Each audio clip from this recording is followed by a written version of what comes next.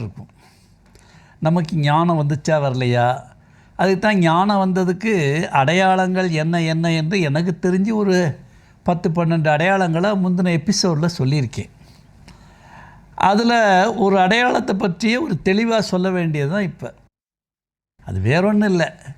இப்போ உடம்பு வளருது, ஒரு குறிப்பிட்ட பருவம் அடைஞ்ச உடனே ஒரு 12 வயசு 13 வயசு ஆணோ பெண்ணோ ஆயிட்டிங்கன்னா அப்போ பருவ மலர்ச்சி என்பது தானாக தோன்றுது. அதுக்காக எந்த முயற்சியும் பண்ண வேண்டியதில்லை. பெண்ணுக்கு மாதவிடாயோட அந்த மலர்ச்சி ஆரம்பிக்குது, ஆணுக்கு அது மாதிரி ஆரம்பிக்குது. இது உடலோட பக்குவம்.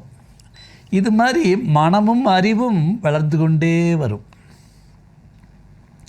ஒரு எல்லைக்கு மேலே வளர்ந்த உடனே அதுலேயும் ஒரு மலர்ச்சி தோன்றும். அதுதான் ஞான மலர்ச்சி. அந்த ஞான மலர்ச்சி வந்துருச்சுன்னா என்னென்ன நடக்கும்